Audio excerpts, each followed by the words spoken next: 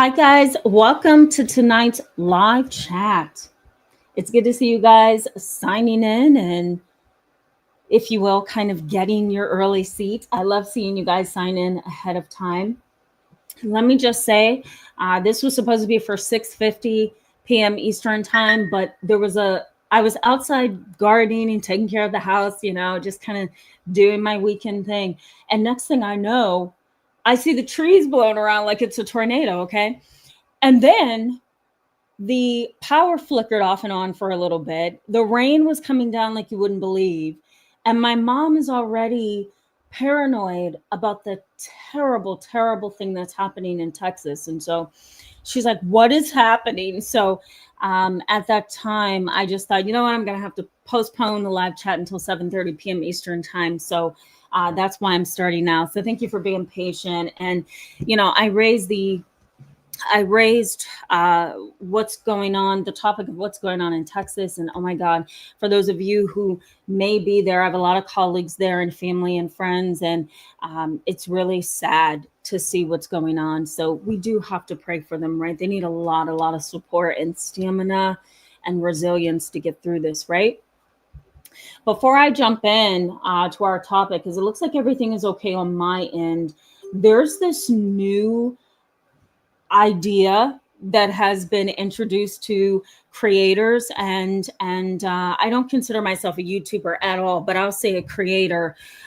There's this new option where, and I don't know if you guys have it on here yet. Tell me if you guys see it. So there's going to be like a scoreboard or some kind of leaderboard, okay, guys, and the scoreboard is there to, hi Cheryl, I haven't seen you in a while. Oh my God, that so threw me off. That threw me off. It's good to see you. Welcome back. I feel like I haven't seen you in a long time. So good to see you. I'm going to put you up on the screen just so that people can see that nothing's wrong with me. I am seeing Cheryl. I'm very distractible today for some interesting reason, but it's good to see you. It's good to see you. Okay, so let me go back to what I was saying. There's this scoreboard. Whoops, I'm hitting all the wrong buttons. There's this scoreboard on YouTube for creators who have a large audience and has a lot of engagement and does a lot of communicating like we do on the weekends. And so you're going to see on your screen, there's supposedly a leaderboard there. And depending on how many comments you guys engage with, depending on the super chats that you give, or, anything that you may use as a form of communication on this channel and other channels during live chats, you're going to see a leaderboard. And that leaderboard is going to kind of, in a sense, put you in competition with other people on the channel who's commenting and engaging. So tell me if you see that. It threw my mind off yesterday when I was going through some of my emails from YouTube. And so if you see that, let me know. And let me know if you guys like that or not. If not, I can definitely disable it on the channel, because we certainly don't need competition. Let's jump in. You ready, guys? This topic is interesting. Have you ever, I'm just going to start off with a raw question, okay? Have you ever in your life been called crazy? Have you?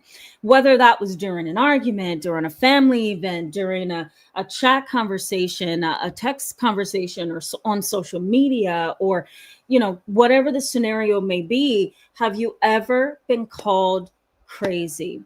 That is a word that we as professionals really try to minimize, because it kind of causes the mind in an interesting way to become slanted, for lack of a clinical term. So someone calls you crazy. Really what they're trying to impart to you is that they believe that you are unstable. There's an inability to reason, to think through things. There is a brick wall that is separating you from the rest of the family or the rest of the world or from the relationship. That something is wrong with your ability to process things, to engage in things, to think on a stable level. The word crazy is a complete no-no to those of us as professionals who are trying to really change the scope of psychology and supported in a way that says the term crazy is not something that defines human nature in a way that is healthy, that is balanced, that is okay, right? It's a slight, it's a negative thing to say. It's really, in a sense, an uninformed way to communicate.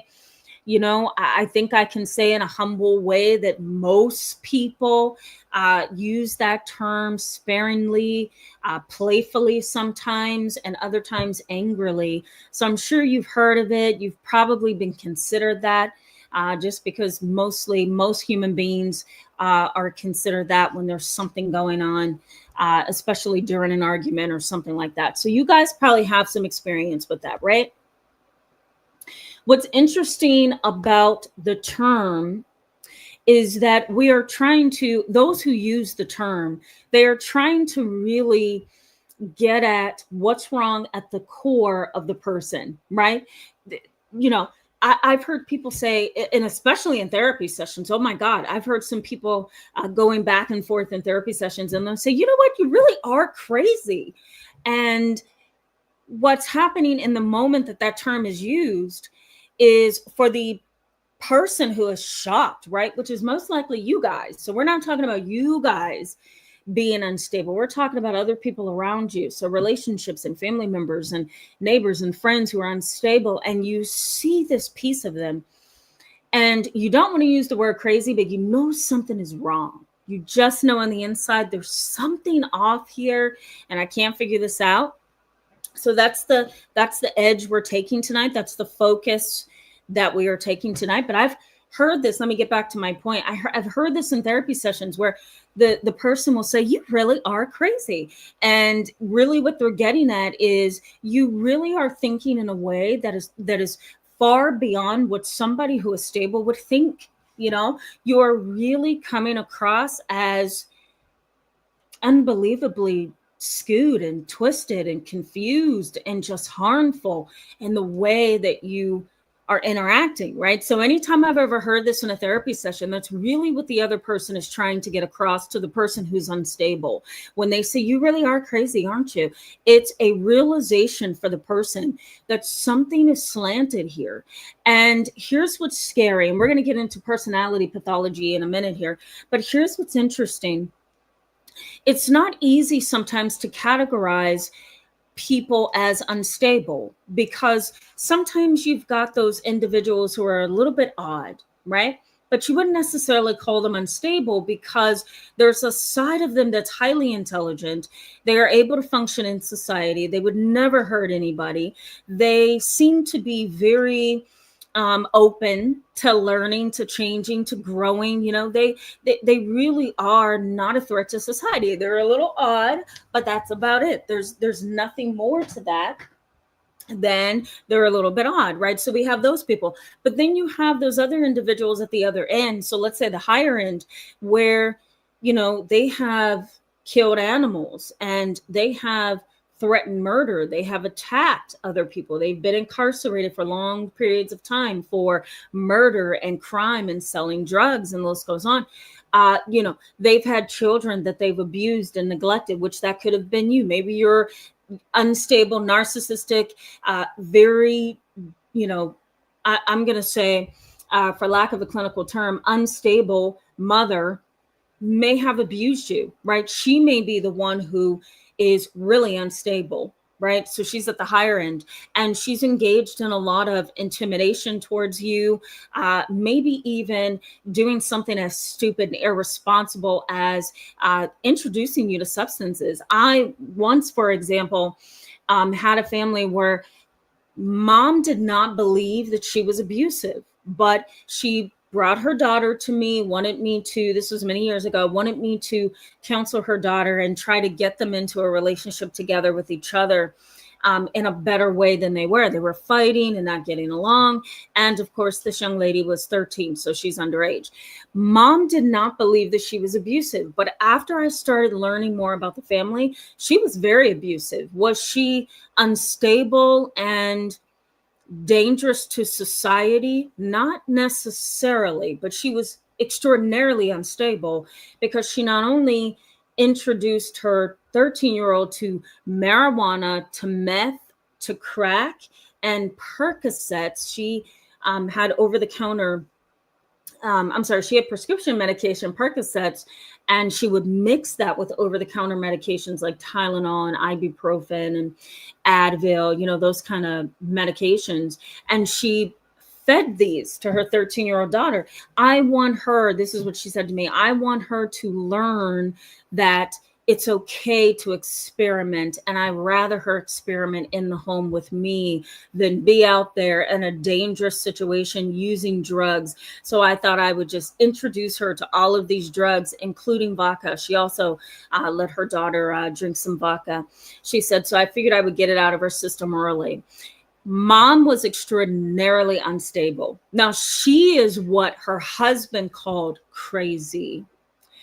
And she did a lot of things that really didn't look like narcissism. So I'm getting to the point in the meat of our live chat tonight.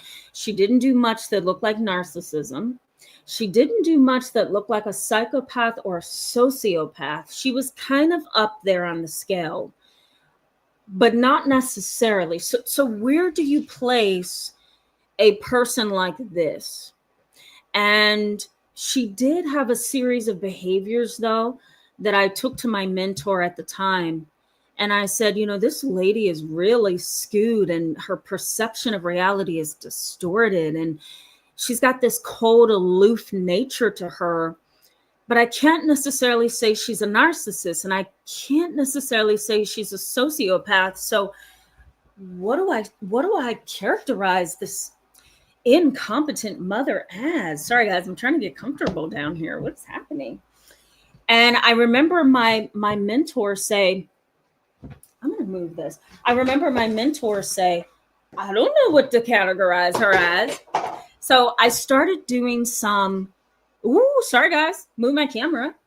I started doing some research to try to understand these kind of characters, because Mom wasn't the only character that I had come across like this.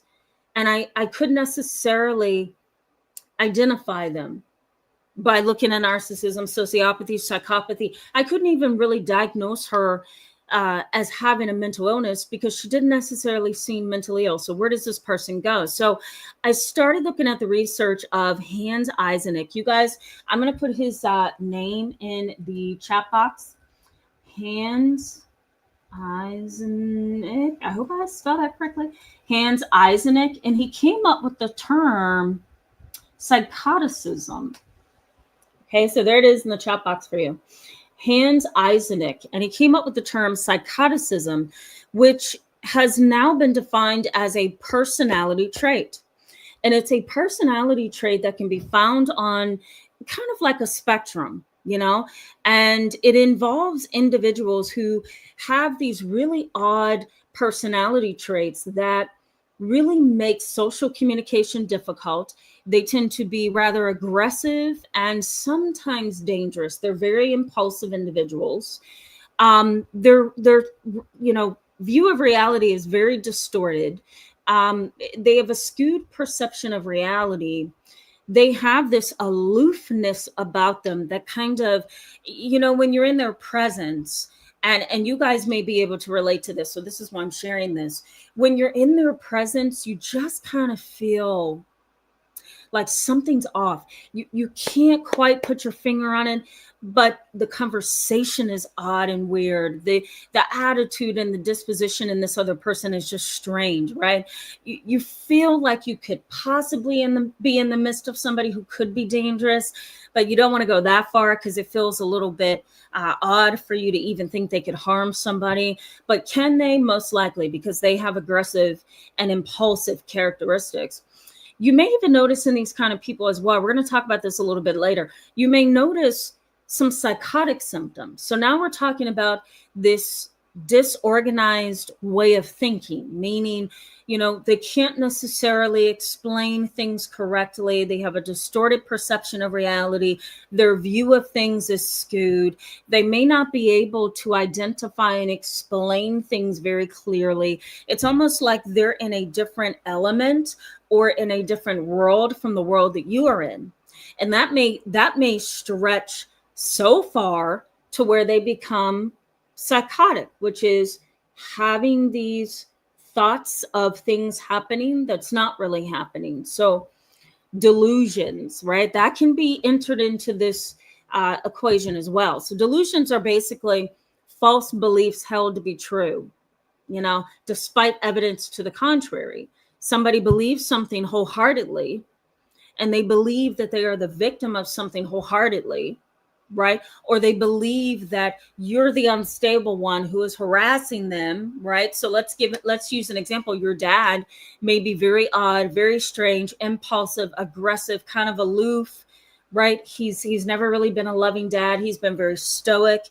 He's had a flat affect, which is a display of the face that has zero emotion, right? So you can't necessarily read what they're thinking or feeling, because their affect is flat.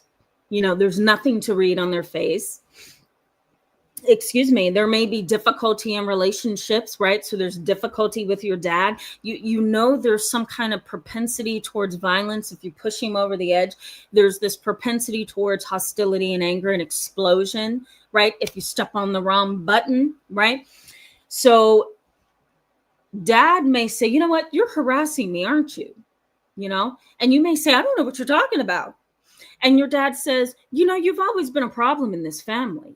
You've always had mental health issues. Have you seen anybody yet? And you may just be standing there trying to figure out where the heck this is all coming from.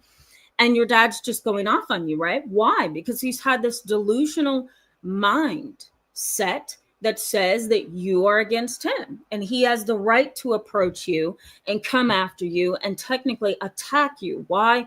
Because he's in a delusional, distorted way of thinking about life and relationships. And so he can't really connect with you, right? Because there's like this big, thick brick wall standing in between you. You're in reality, he's somewhere in fantasy mode, or in a fictional mindset, or in a mindset that's in a totally different realm, right? And so that creates this brick wall between the two of you, and you can't communicate. So he may have these firm beliefs that are held by him to be true, and they're like convictions, right? They are strong, and it's hard for him to see outside of his delusions.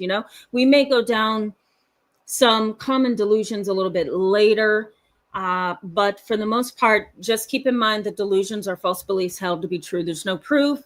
There's no evidence. In fact, there may be evidence that goes against the delusion, the thought pattern, the mindset, but it doesn't matter, right? Because in their world, in their mind, in their sphere, right, it exists. So you better get with the program, not them, right? And these are the kind of individuals who, again, would say, you're unstable. I'm not unstable. No, you're unstable. When it's so very clear that they're the ones who are unstable.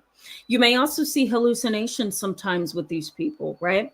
I can see dead people. I can see ghosts. I can see all of these different things, which that's not always a hallucination, right? But you may get this. You may also, have a family member who's experiencing visual hallucinations. So they're seeing things that are not there. They're hearing things that's not there. They're feeling things on their body and their skin that's not there, right? I once had a client that came into therapy, and she said to me, she was 21 years old, and she says, Tamara, I've just been so tired because these hallucinations are bothering me, and I'm trying to engage her in conversation, and her eyes get really big, and she looks at me and she says, Tamara, there he is right there over your head. And I said, what do you mean? And she says, there he is right there over your head. And she was terrified, and she started shaking, and she was sweating profusely, and you could see her chest going up and down. She was literally having a panic attack right in the middle of a session.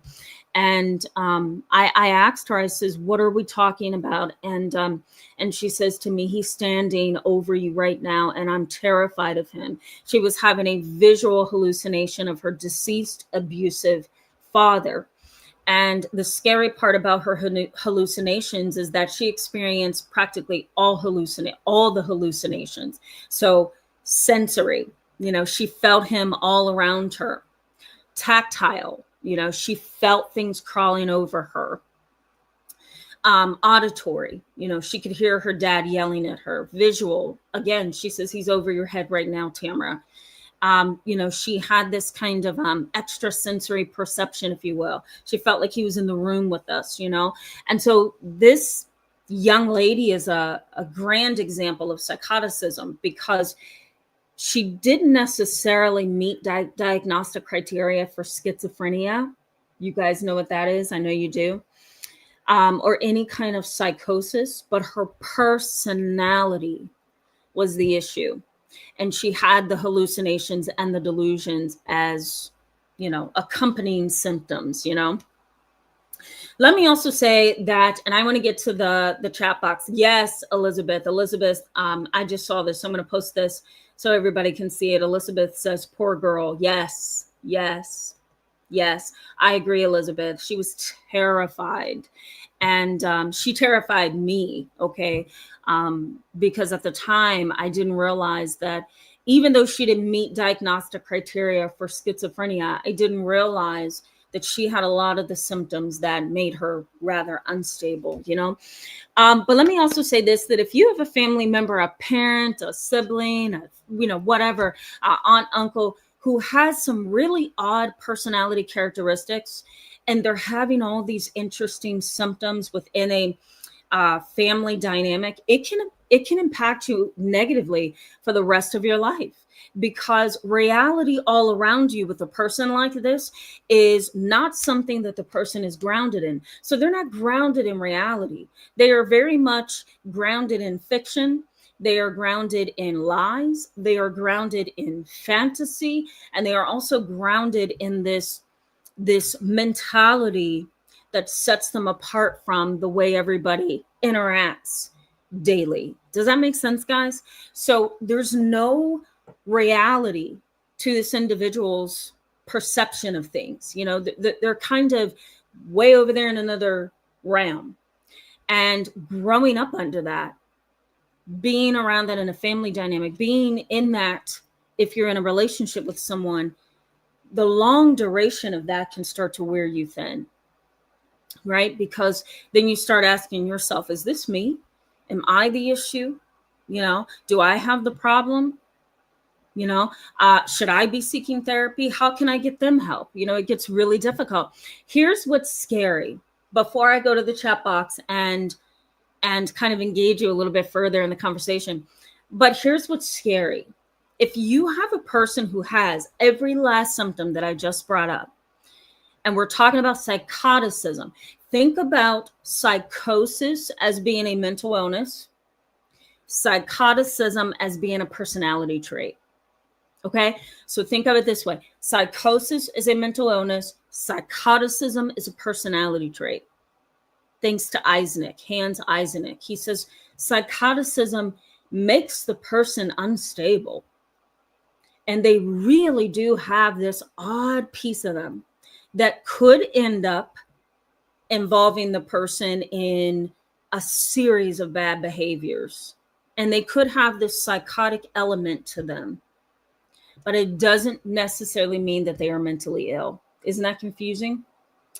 Mental illness can be treated. This is the way I've always thought about it. Mental illness can be treated with medication, with therapy, with learning, psychoeducation, maturity, the right kind of treatments happening at the same time or together, like medication and therapy. That's a mental illness. And that's what we would consider schizophrenia. We would consider psychosis. A personality disorder cannot necessarily be rectified. You can go to therapy, but most people with a personality disorder do not believe that they need to go to therapy. So there's not going to be much treatment available to those people. Personality disorders are personality based. It's a trait. You know, somebody's naturally humorous, naturally irritable, and it seems to be a part of their character. That is psychoticism. And that is the best way to kind of, to me, at least for me, it is the best way for me to separate the two. Mental illness, medication, therapy, there could be some change. There could be some hope for them. Personality is very similar to a trait that you can't really change. And that causes that person to be a constant, unstable, destabilizing force in your life, because they're probably never going to change. And that's the scary part, right?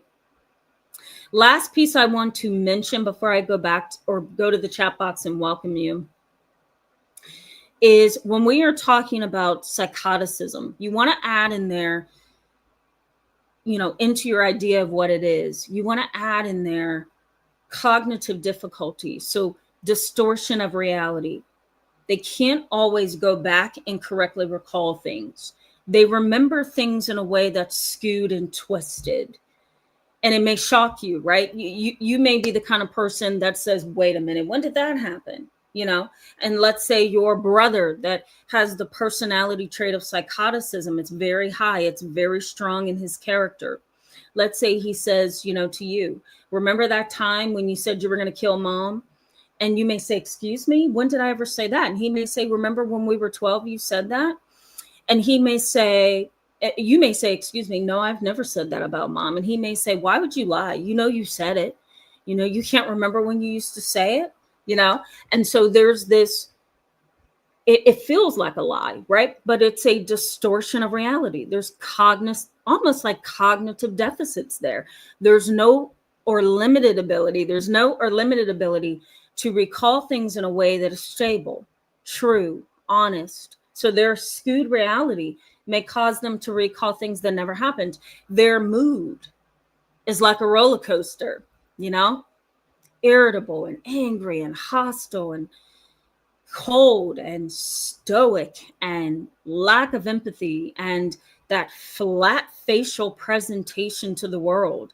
I used to have a male client who would come to therapy with a flat affect all the time, and I would always greet him with a positive face, with a positive, hey, how you doing? Or, hi there, how you doing this week? Come on back. And we sit down and we talk and then I'll say, so how have you been lately? And his face literally never changed.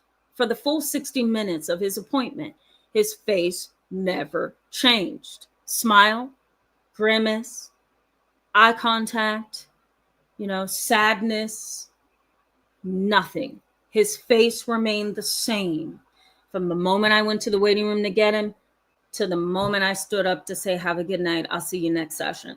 Okay. So there's a lot of mood issues. There's a lot of flat presentation. You may not be able to read them.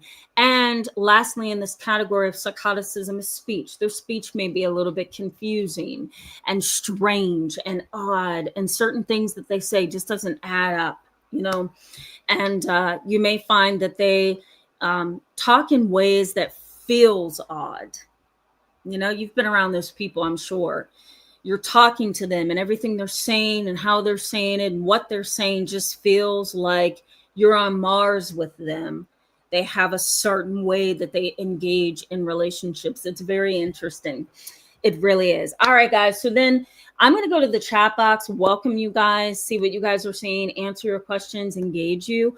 I'm also, once we're done with the chat box, I'm going to go back and talk about the common symptoms and behaviors of people with the personality trait known as psychoticism. And then I'm going to highlight some ways that this can impact you. Because if you've had a parent like this or a sibling like this, I'm sure your world is unstable because you may not be able to understand why your sibling, why your parent has been so odd, distorted reality. They've been so aggressive and just grounded in fantasy and fiction. Their engagement with you just feels strange. You don't feel like there's a connection. How you talk to some people or you have family members and you can just intuitively feel that you guys are together, that you're having the mutual experience of being with each other. You don't feel that with a person who has the personality trait of psychoticism. It's like you're there, you're showing up, but they're over here somewhere. And so there's a mismatch. There's a mismatch of emotions, mismatch of relationship expectations, So we're going to get into all of that in just a little bit. All right, guys, including the impact on you. Okay. My computer's going to die. Let me plug it in. Somebody tell me why I never learned my lesson. Bear with me. All right, guys. All right.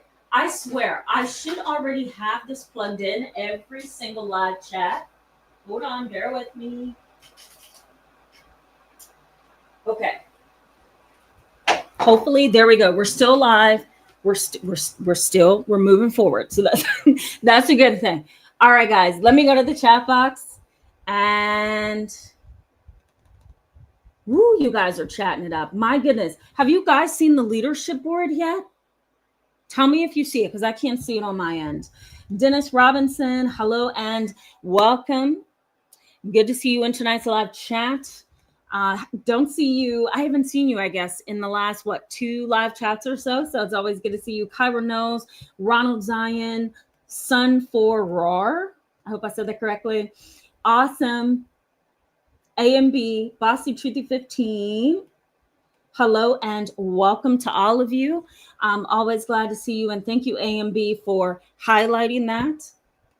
My friend Shamita, thank you so much for that. Yes, everything is fine. I just didn't want to get online during that storm and the power goes out. You know what I mean? Don One, good to see you. Hello. Welcome, welcome. Okay, guys. Inner Horizon Led, good to see you. Yeah, I love that. Fellow Healing Warriors, that is good. Axe to Edge, hello and welcome. Good to see you, Elizabeth. Good to see you as well. Okay, bear with me as I go through these comments. MS, hello and welcome. Thank you for that, and you're welcome. So glad that this may be something that you can pull from and benefit from as well. I don't think I've ever brought up the topic of psychoticism as a personality trait on this channel yet. So tonight I was thinking, I don't know how this is going to work. Because they may not even have any similarities in people that they know to this topic. But as I go through this live chat, it looks like you do. So that is good to know. Give it a think. And Fairy Girl, Babs, and Kate M, hello to all of you. Welcome tonight. Good to see you. It was good to see you, Cheryl. Dark Angel Gaming. Yes, we have to pray for Texas, right? Good to see you as well. Tammy Nicely. Hello and welcome. Good to see you. Thank you, Cheryl. MNL Odell, all the way absurd. Hello to the both of you. All the way absurd. Welcome to the channel. I don't remember seeing you. So good to have you tonight. Annabis, the opener of ways. Good to see you, my friend. I haven't seen you in so long. So it's good to see you. Keith B, good to see you as well. Welcome tonight. Bear with me, guys, too. I have come down this week with something. So this is what's funny about being a therapist to kids. Okay, I'm just going to throw this in here just to get you laughing here. I had a 5-year-old come in on Tuesday. Love, love, love that little sugar lump. He has the cutest cheeks ever.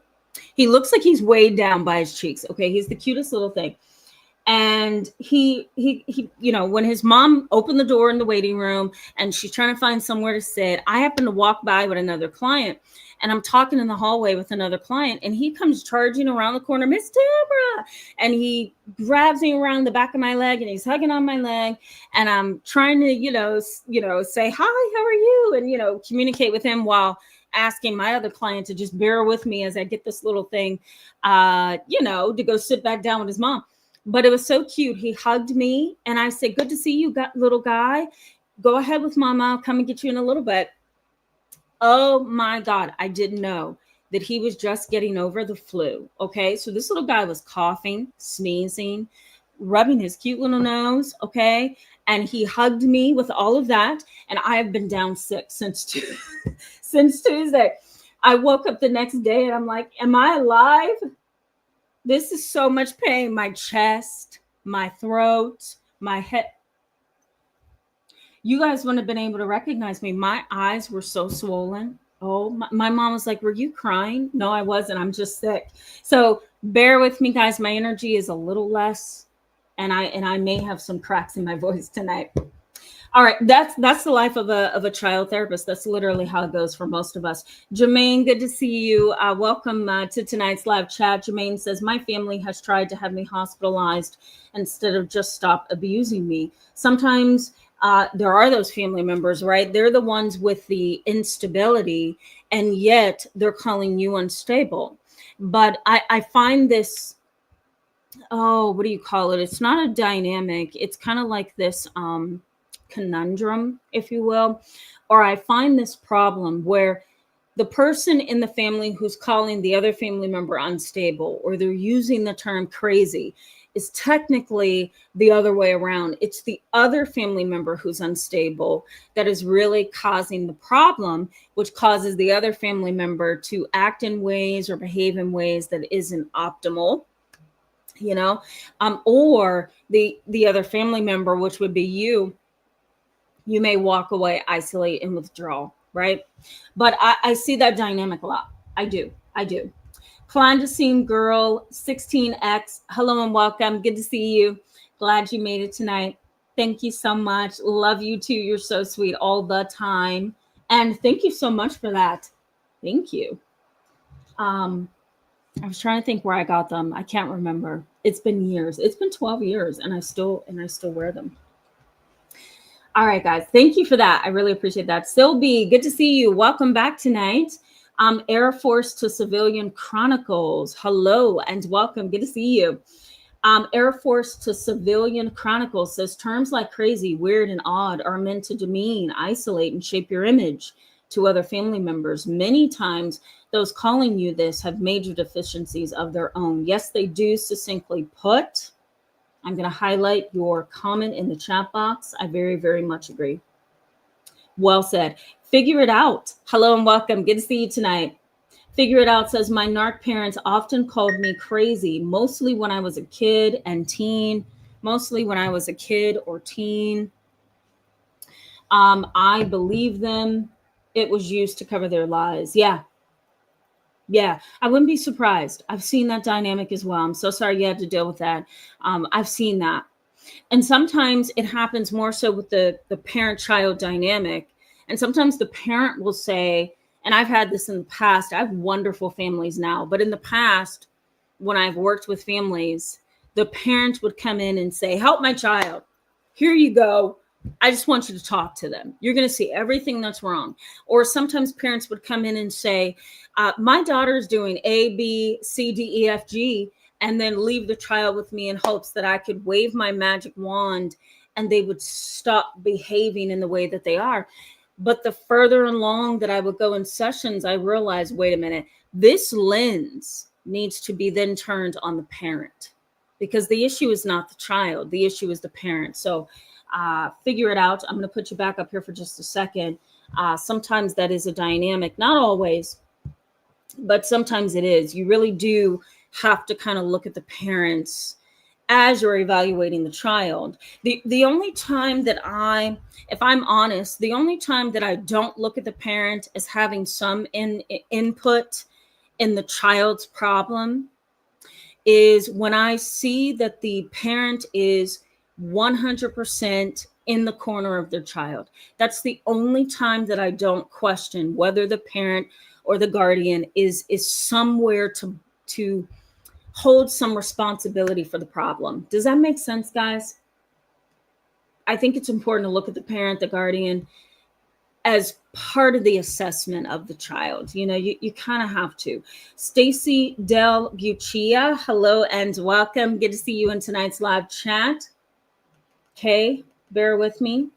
Axe to Edge says, I've been called unbalanced, if that adds a pep to the word crazy. Funny thing is, I then had a stroke and I now walk unbalanced. Oh my goodness. So watch those watches, spewing spells over you. Yeah, I understand what you mean. I got you. I read that a little bit choppy. Yes. Yeah. I mean, as you know, my mom had a stroke this past February. You can look at her and see she's healthy. She's okay now. But you're right. It does kind of change some things about how you function and sometimes how you think too, and how you speak and how you walk, right? So I can relate to that. I totally understand. MNL Odell, hello and welcome. I don't know if I welcomed you. MNL Odell says it's usually gaslighting. If they were really concerned, they wouldn't throw it at you. Yeah, totally agree with that. Yeah, they wouldn't kind of spew that negativity, right? Something's wrong with you. You're crazy. You know, you're unstable. It as the last couple of commenters said, it's a way to demean and to make you feel a certain way that you shouldn't feel, right? You're definitely likely to be called crazy by a person who can be categorized as having the personality traits of psychoticism, because again, they're very dysfunctional. They're dysfunctional, they're demeaning, they have challenges in relationships, they are cold, they are stoic, they lack empathy. We're going to get into this in just a little bit. Ellie Wynn, hello and welcome. Good to see you in tonight's live chat. Always good to see you. Matt Stew, hello, welcome. Good to see you back tonight. Matt Stew says, I've been called crazy for just having normal emotions. Yeah, yep. I've seen that. Jessica J, hello and welcome. Good to see you tonight. If I haven't already welcomed you. Annie Walker, good to see you. Thank you so much. I hope you're doing well too. Force of Living, hello and welcome. Good to see you tonight. Ooh, there's a lot of you on. So glad to see that. Mom Tude, good to see you. Welcome. I see Q Quit Award. I also see the Good Glow. Hello and welcome. Don't go drinking cocktails. No. Wait a minute. Tamara serves up the best 2 of 1 cocktails. Okay. We're not talking about alcohol. Okay. I love it. You know what? You want to know something? There was somebody that was on. They sent me a comment the other day in the comment section of one of my previous live chats. And she's like, I literally just drank 3 cocktails watching your videos because they are so raw and so real that I felt like I needed to be numb. So I thought you were going to say that, the Good Glow, but thank God you're not. Good to see you. Welcome. Laura Fit, good to see you as well tonight, my friend. Hope you're doing well. All right. I'm looking for comments, guys. Okay, we can go for this. Space Monk Tarot, hello and welcome to the channel. It's good to see you. Space Monk Tarot says, Munchausen by proxy, a psychological disorder where a caregiver fabricates or induces illness in another, often a child, to seek attention and sympathy. So I guess you're trying to relate this to Munchausen syndrome by proxy. And sometimes the other individual calling maybe you unstable, crazy, that kind of thing. I guess I can see how that could seem like a correlation. Yeah. What I will say, though, is Munchausen syndrome by proxy is something that could possibly happen with an individual who has psychoticism. Again, it's a personality trait. So we're talking about a coldness, an aloofness, aggressiveness. We're talking about a roller coaster of emotions. And we're also talking about a stoicism, a lack of empathy. So someone with the personality trait of psychoticism could very well engage in behaviors of Munchausen syndrome by proxy, 100%. My friend Shmita says, wow, I didn't know this was a personality trait. Yeah, it is. Hans Eysenck, he had a different way that he viewed personalities and human behavior, and his work informs our work as therapists, as providers, you know, and he really kind of illuminated neuroticism. He illuminated psychoticism, and I can't think of the other thing that he illuminated. Man, I'm blanking on it. I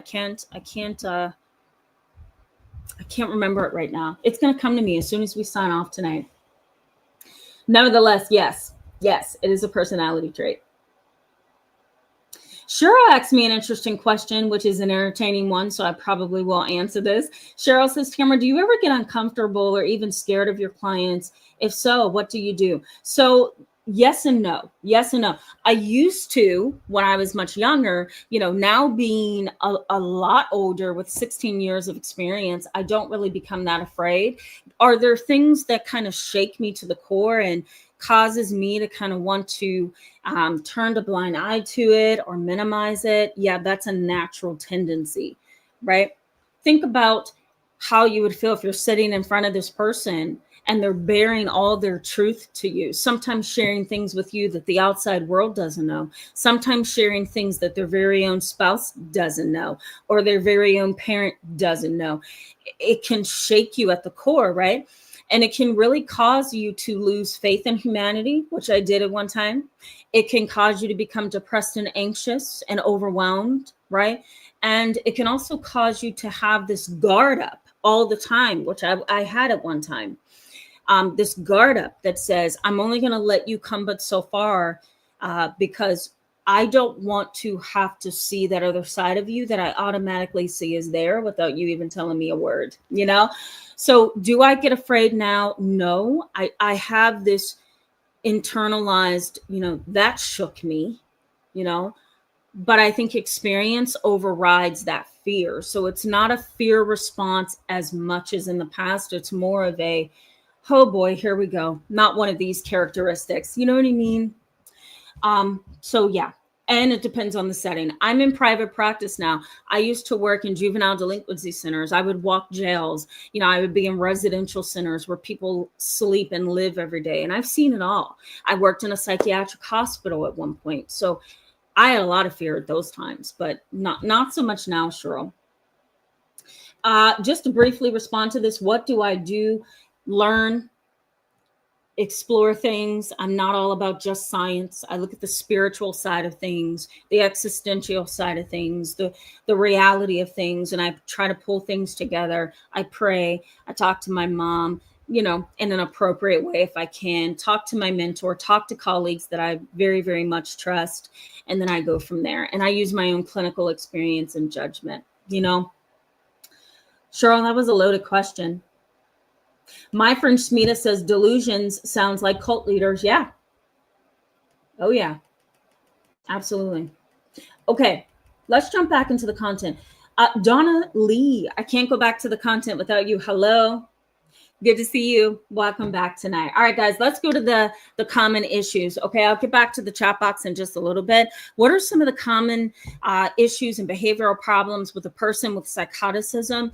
The first thing that is really high at the top of the list of characteristics is aggression and impulsivity.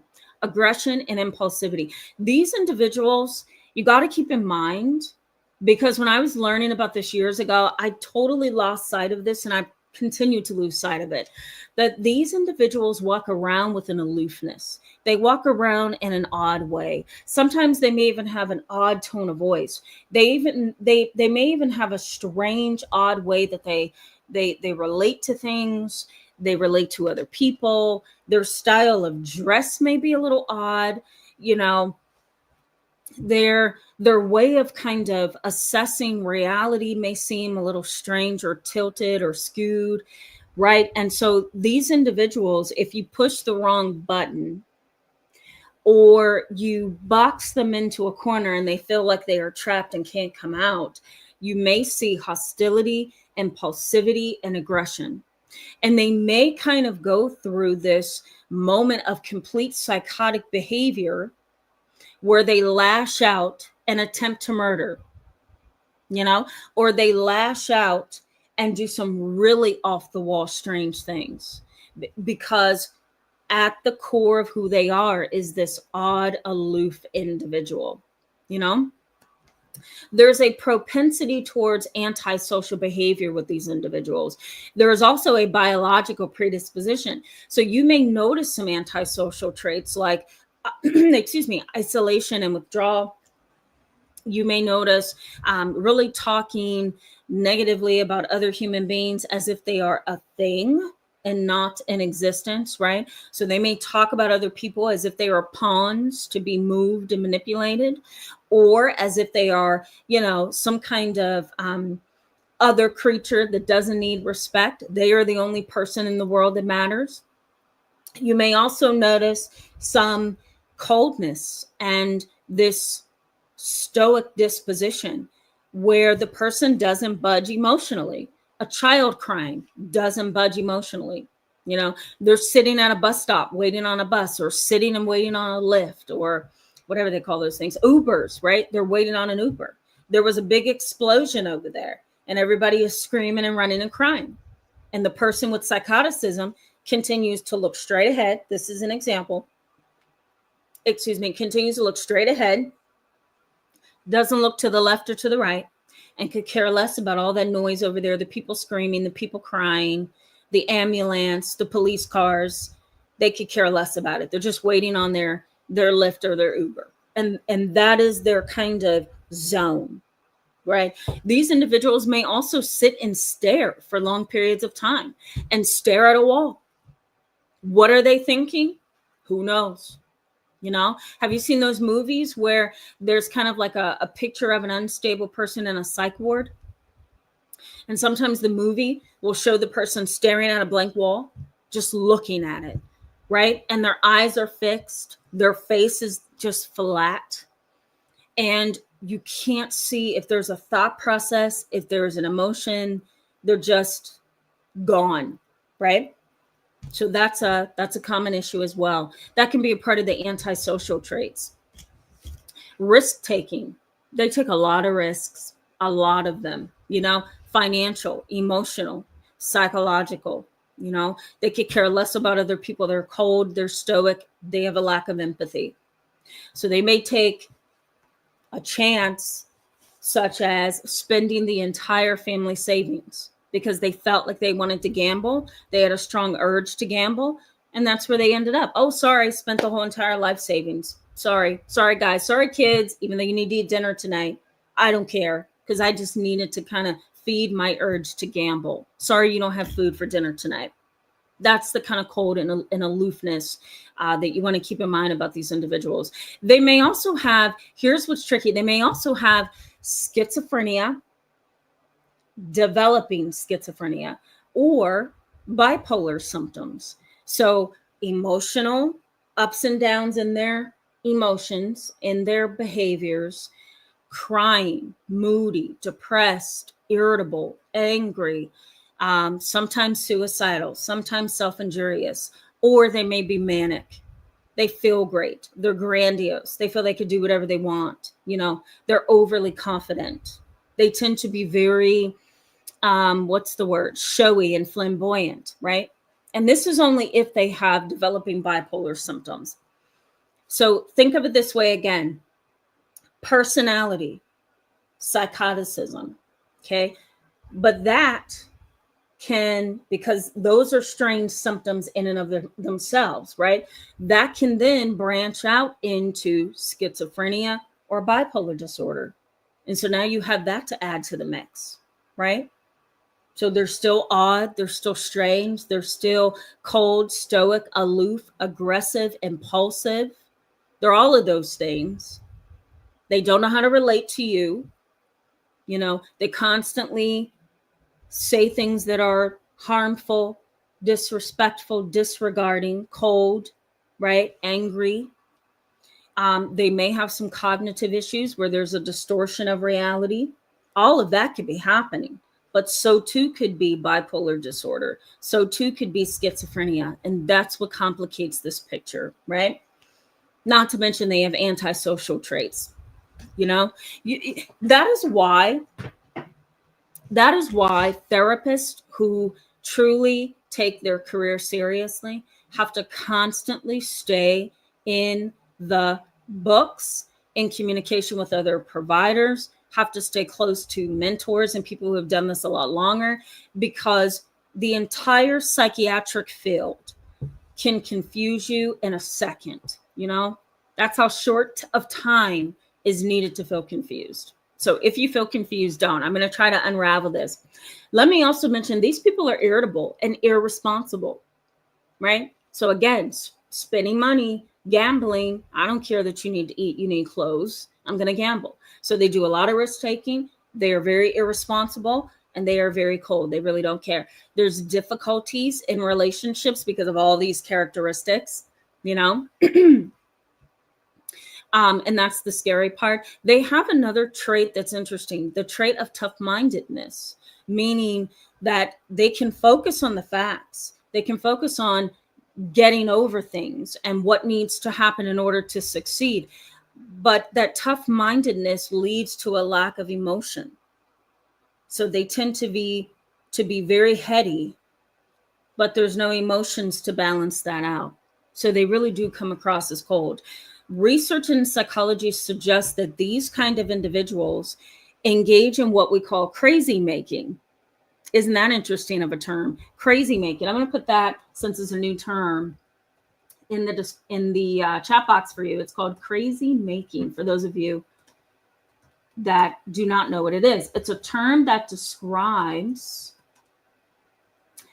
an unhealthy family member or person who calls the healthy one unstable. Okay, that's what we call it, crazy making. It's a term that describes an unstable person who looks at the stable person and says, you're crazy.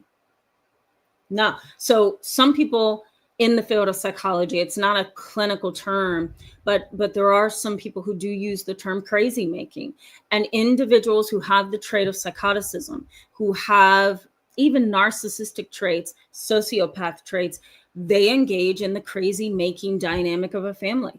They are unstable, very much so, but they will point to another family member and say, that is the identified patient. That is the problem over there. That is the black sheep, the scapegoat. When the reality is, no, the lens should be turned towards them, right? So let me get into the impact on you, and then I'll go back to the chat box, okay? You have a person like this, and you've grown up under it. Maybe you're dealing with it now. Maybe you're in a relationship with somebody like this. What is the impact? Research in psychology suggests that you could actually have global impairment. Global impairment. What does that mean? Emotional impairment, psychological impairment, academic impairments, developmental impairments, relationship impairments. You can have global impairments, meaning that you have problems in a little bit of every domain of your life. And it's not because something is wrong with you.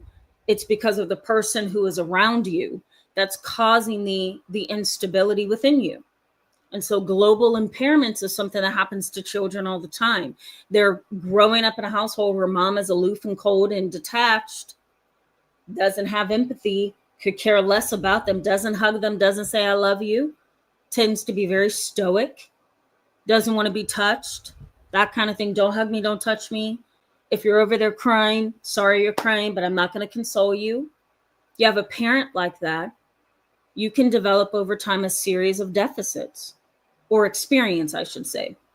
And those deficits can lead to global impairments. I'm impaired in a little bit of every domain of my life, right? There's also the possibility of a distortion of thought processes. You know, how can you be up under that for a long duration of time? Everything we talked about so far, how can you be up under that in a relationship, as a, you know, in a parent-child relationship, in a romance, in a marriage, in a friendship? How can you be up under that for so long without caving, right? And so you may develop over time this distorted thought process. You may have a really hard time testing reality too. You know, think about being in those padded rooms that used to be defined as a room for people with severe mental illness. They would put them in those straitjackets, right? Put them in this room. Everything was white, including the floor, the ceiling, the walls. And they would put them in that room and just let them go crazy in there, if you will.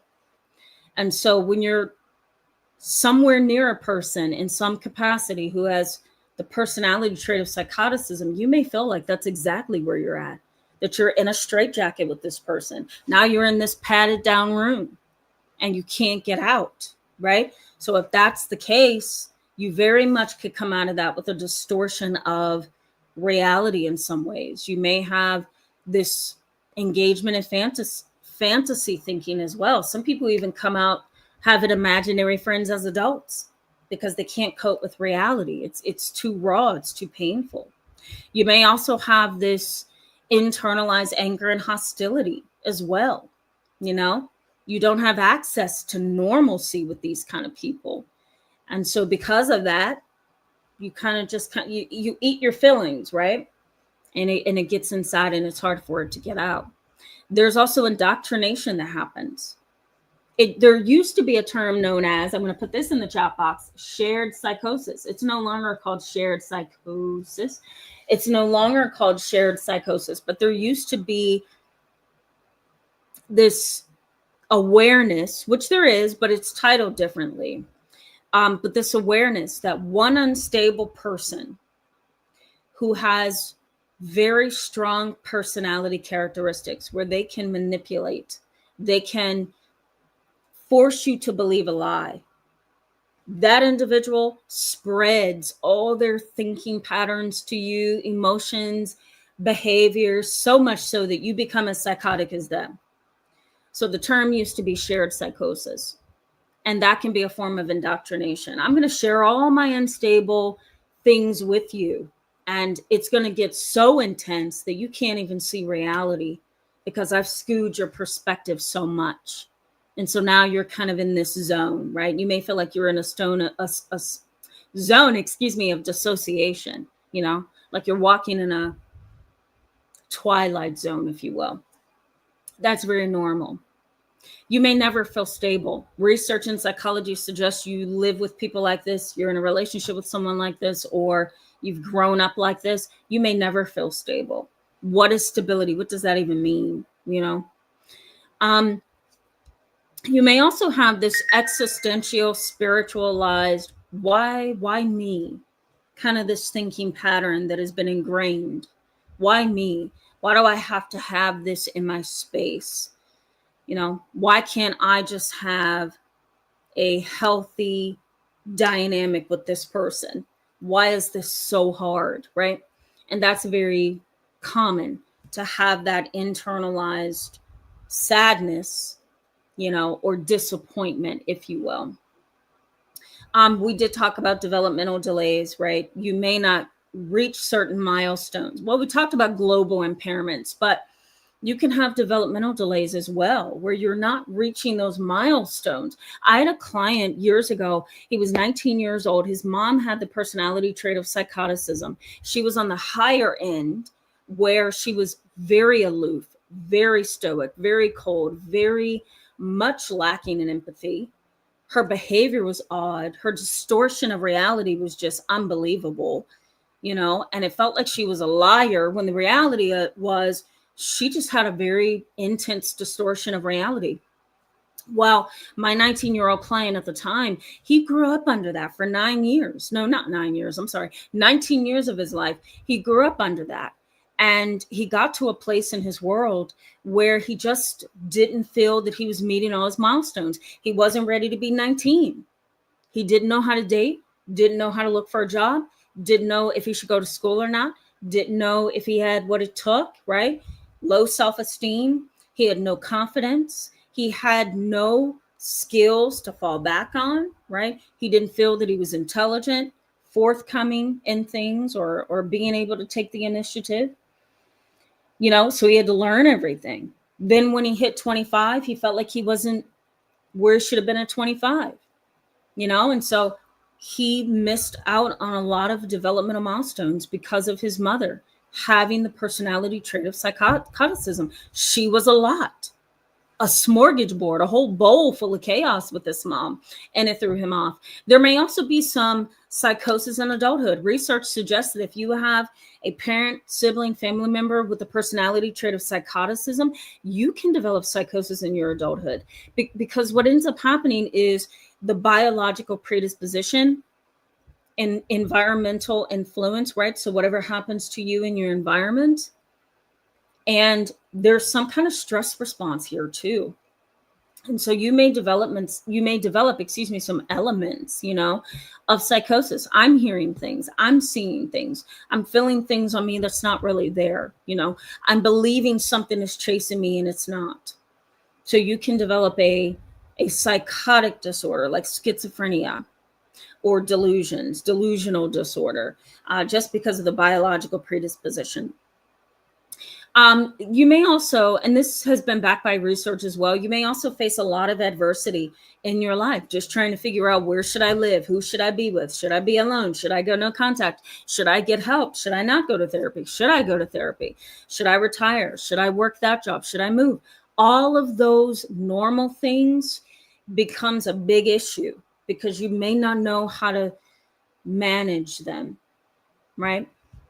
And it's just because this person kind of puts you in this zone, especially if you have to live with them and talk to them and engage them, or if you've grown up under this, And then I also said there's a genetic predisposition, but I'll mention it one last time. There's a genetic predisposition. So whatever that person in your life has, if you're connected biologically, you very well could become the same way. This is kind of interesting, right, guys? We're not talking about narcissism. We're not talking about psychopathy or sociopathy. We are literally talking about the personality trait of psychoticism. I'm going to post some additional things in the description box so that you can learn a little bit more about this. Come join me tomorrow, because I'm going to talk about the complex behavior of parents who are existing in the adult child's life and the impact on you. So you may want to learn about that, and you may want to come join me tomorrow. So, all right, guys, this is a lot, right? I feel like I've been talking for a long time. I'm going to go to the chat box and then wrap up. Force of Living says, does the rejection sensitive dysphoria count as delusion? When somebody is absolutely convinced everyone hates them? No, because here's what's interesting.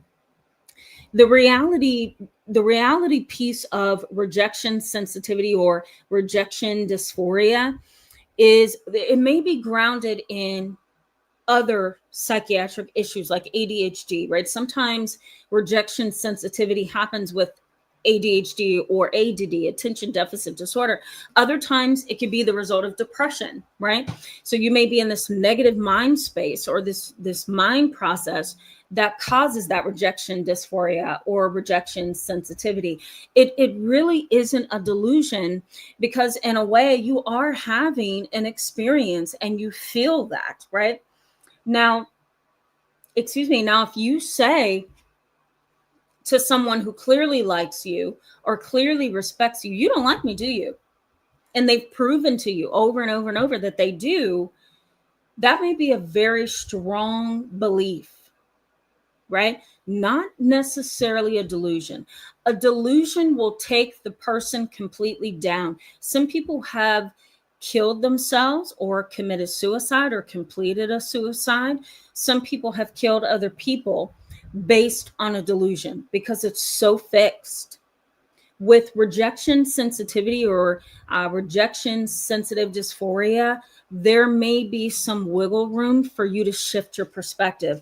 With the delusion, there's no ability to shift perspective. It is what it is, So I hope that was clear. That was a fantastic question, though. My goodness. Really good question. Axe to Edge says, I'm not getting this term right at all. Psychoticism. I know. Isn't it hard? Yeah. Isn't it hard? If I'm understanding you right, it's hard to grasp this, right? One of the classes that I loved, but I also hated in graduate school was the class on psychopathology, because when we would have to learn about personality disorders and concepts of personality traits, oh my God, I remember thinking, you mean to tell me there's more to this than narcissism, sociopathy, psychopaths? You mean to tell me there's more? There's more. So my friend Smita, I think you're asking me about the young lady who was having hallucinations. What I had to do a lot of the time was not focus so much on her illness, my friend Smita, but focus on her strengths, get her the right medication management, kind of help her get what I call a cocktail level of care, where she had therapy with me more than once a week. So I would see her Monday, I would see her Wednesday, or I would see her Tuesday and Thursday. And then she would go to a group counseling program where she would then learn some things there. And then she could come back to therapy the second time with me and talk about it and process it. So she was learning. over time, we also talked about, the spiritual side of things and becoming knowledgeable and just learning how to challenge a skewed way of looking at reality. So with medication, with therapy, with seeing me more than once a week, going to group therapy, she was able to gain some stability, but it was really, really hard. It was hard. It challenged me as a therapist. It really did. Yeah. All the way absurd. Thank you for saying that. I didn't necessarily see the comment yet. I'm way back in the comments. But thank you for saying that. I appreciate you. Matt Stew says, oh my God, poor woman. I wonder if she had gone through so much trauma and had no ability to compartmentalize or push it down. I mean, that is so wise. And that's a clinically sound comment that you just made. Unfortunately, she had absolutely no trauma. And that's what actually brought her to me, because she was literally a client of one of my coworkers in the community. And my coworker said, you know what, since you are a local psychotherapist with a lot of trauma experience and training, I'm going to send her your way. And so that's how she came to me. And of course, I ran a lot of assessments and scales and, questionnaires and did a lot of conversation or conversing with her, that led me to the conclusion that she had no trauma. She also grew up in a very stable household. So this was a tough case. It's a tough case. It was a tough case. Hanafa El Amin, hello and welcome. Good to see you tonight. We're going to wrap up here in just a little bit. Ross Mayab, hello and welcome. Good to see you. I see you say the channel is broken on me. I'm not sure I know what that means, but hopefully. Oh, I see. Okay. You might have been having connection issues. Is that what you're saying? I don't know. But welcome to the channel. It's good to see you. I don't remember seeing you. Jessica J says, I've encountered people that creep me out to the point that I don't want to be around them. It's hard to explain. Yeah, it is. It is. You kind of get this internalized. Don't you, Jessica J? You get this kind of internalized. That was a very odd encounter. What was that? And you may find that you can't categorize it, right? Yeah. Yeah. I've been there.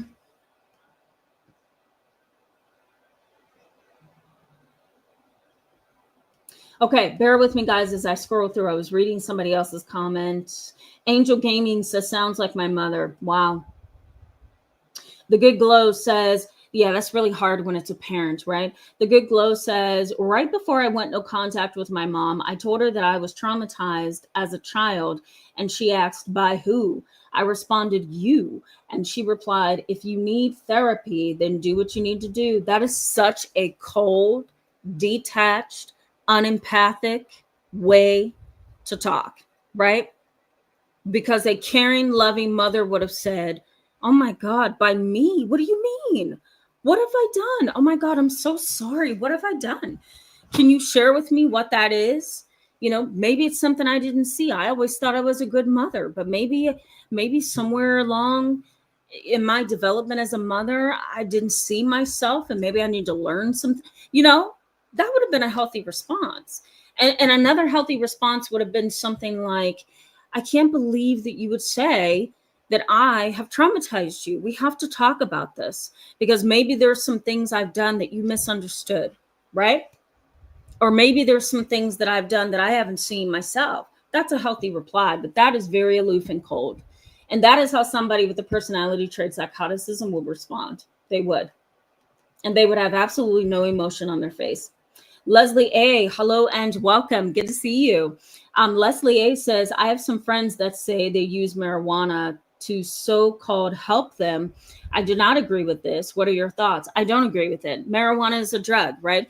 Some people feel like, oh, it's natural. Well, not too natural, right? Because sometimes, depending on how you're getting it, if you're getting it on the street corner, you don't know what's mixed in there. Antifreeze, rat poisoning, the list goes on, right? It all gets mixed up in that illegal marijuana. Anything can kind of be broken down. If we're talking from a scientific perspective, anything can kind of be broken down into a woody substance, right? And you're snorting that stuff, or you're smoking that stuff, right? And you don't know what it's doing to your brain and your mind, your heart, your soul, and all the pieces of your brain and your inner workings, right? So if you get it off the street, you're really taking chances. You get it from a so-called marijuana shop, okay. But again, marijuana is a substance. It's a drug, and so, some people feel like, well, I don't want to take medication because marijuana is a little bit more natural. But get this, some medications are also very similar to all the chemicals in the brain. The medications that naturally raise serotonin in the brain, right? Marijuana has been shown to do the same thing. Pills have also been shown to do the same thing. So to me, it's all drugs. It all has an impact on your behavior. It all has an impact on how you act. And depending on the limit or the lack of limit of how much you use, to me, it's very easy to become addicted psychologically, emotionally, and it's hard to get off. So I don't know how you want to take that, but I'm not necessarily a proponent when it comes to use of marijuana, because I do know the negative research studies and the science behind it. And I've had clients who have tried marijuana and they've lost extraordinary weight or pounds of weight. They look like they are very much a substance abuser.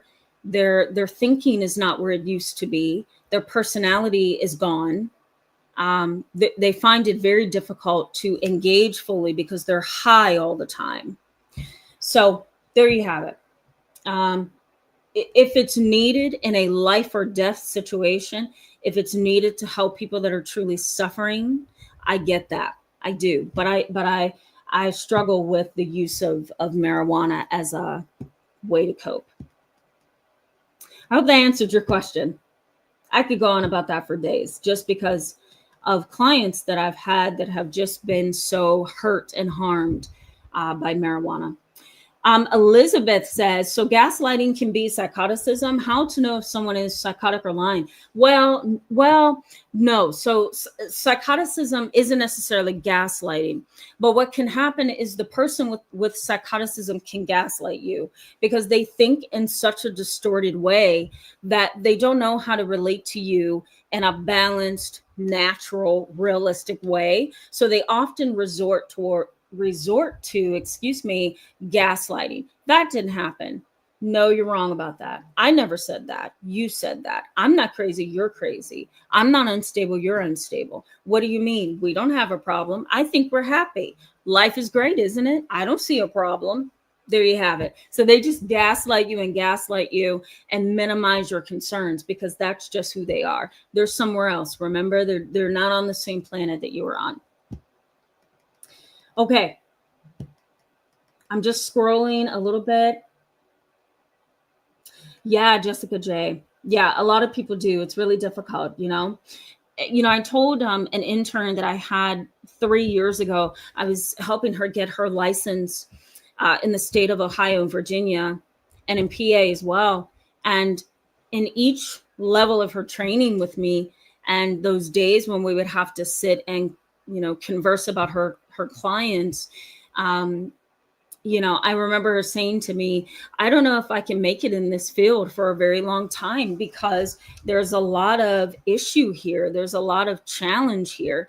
And I remember telling her, you really do have to get into the field if you have a very strong passion to help people and to understand human behavior. And the other component of this is I really do think you need to be called as well to step into those shoes. Some people just can't, and some people come close, but they miss the mark, or they get in and they run out, right? Because there's a lot. So you really do have to humbly get into this field, become a learner, and constantly become a learner. It really is a humbling process. Every single appointment, research study, the list just goes on. Force of Living says, I have flat presentation too, but autism. Yeah, I understand. Yep. And on that spectrum, because psychoticism is on a spectrum, guys. I don't know if I mentioned that. It's on a continuum. So you may have low psychoticism, moderate psychoticism, high psychoticism. High psychoticism is I'm cold and I am lacking in empathy and I am stoic. Low psychoticism is I'm a little more warm, I'm a little less aggressive. I'm unstable too, and I'm odd, but I'm a little less aggressive. And I may hear people and I may seem like I'm engaging, even though I have these odd personality traits. But on that spectrum, can we sometimes misinterpret psychoticism as autism? Most definitely. Most definitely. That's where it gets tricky. Talk about needing a mentor. If you're a therapist trying to tease those two things apart, geez Louise. Maria Santana, hello and welcome. Good to see you. Maria says, so hard when someone fails to attune. Yes, it is. That's a great comment. I agree. Okay.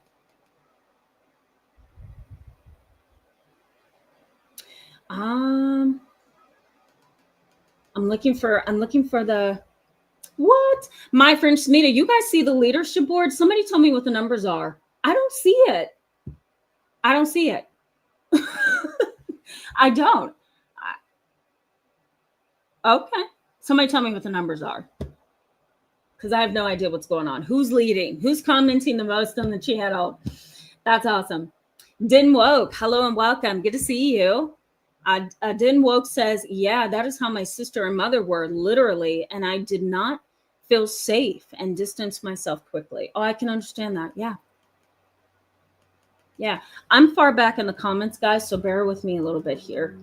Nancy R. I love Fridays with all of you too. So thank you for pointing that out. Nancy R., good to see you. Welcome tonight. Joanne Kobe. I feel like I messed it up all the time. Hello and welcome. Good to see you back tonight. Joanne says, hey, Tamara, my family threatens and attacks me for me being honest or telling the truth. Very, very immature. And they have been like this all their lives. Yeah, absolutely. It's a long-term issue. And if it's a long-term issue, it's probably a family dynamic or the individuals have a personality disorder, And a personality disorder you can't change. It's pervasive, it's chronic, it's enduring. You know what I mean? Laura Fitz says mixed matched of forced surface conversations is like, why bother? Yeah, absolutely. I agree with you.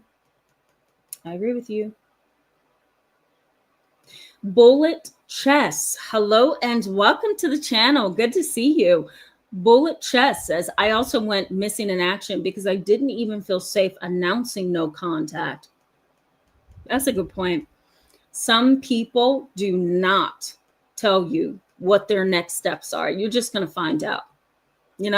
Donna Lee says, what could be the issue with a man harassing me by sending me covert electronic harassment to my body? Donna Lee, I know where you're going with that. I'm not going to touch that. Right now, because that is, if I address that, that's going to open up a whole can of worms and we're out of time.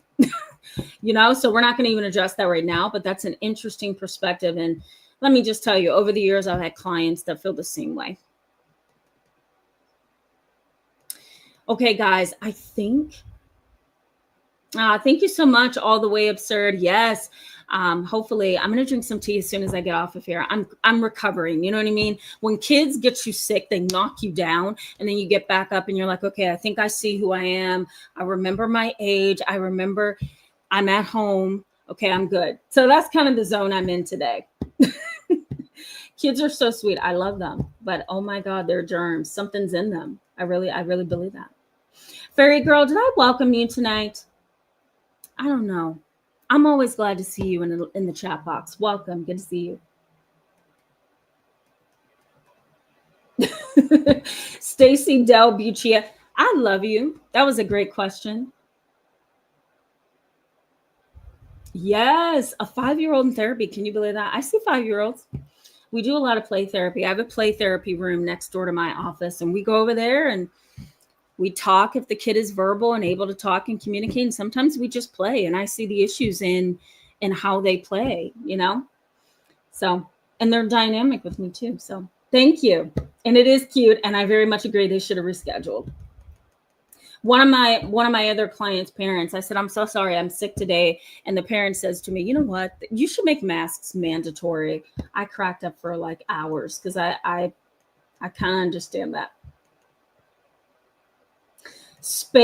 Wait, I want to make sure I get this right. Space Monk Tarot says, don't expect empathy or fairness. Instead, protect your peace by keeping interactions brief and clear with a personality like this. Sometimes that is the best way to go about it. Thank you for saying that. I very much agree. All right, guys. Socialite Paula T, hello and welcome. Good to see you. And thank you so much for that. That's so sweet of you. I'm just scrolling to make sure that I can at least say hi to you guys. I haven't missed anything.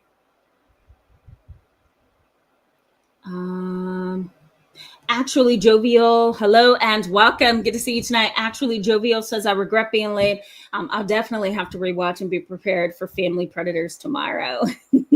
Yeah, we're going to talk about parents. We're not going to talk about them as predators per se. I've got to tweak a little bit, but I think you're going to like tomorrow's chat. Kate M, you're our last comment tonight. Kate M says, my mom sometimes tries to convince me I look crazy because of a nutrient deficiency in passive aggressive ways, but she doesn't do it to anyone else. And I think it's more in an effort to confuse. Yes, it could be. It could also be her, right? She could have some self-esteem issues or some problems that causes her to kind of highlight your issues. Or, you know, there may be a block up with her that if there's a nutrient deficiency, then you really can't help how you're presenting, right? All you can do is just keep doing what you've been doing. So something's probably a little wrong there, if I can say that respectfully, about your mom. So sorry that you have to go through that. It sounds like there's understanding is totally gone with her. You know what I mean? Guys, thank you for being with me in this long chat tonight. I hope it was helpful, insightful, and you learned something new. You got some new concepts. Be prepared to start looking at people in your world, because you're probably going to start looking at people and saying, oh my God, that's psychoticism. You know, that's probably going to happen. If it does, let me know. Any questions, comments about tonight, post them in the comment section, because I'm going to be looking at this in a couple hours. I like to go back and rewatch, you know, so I can see what everybody has said. So guys, love you so much. Come join me tomorrow. I hope you have a good Friday. See you tomorrow. Bye-bye.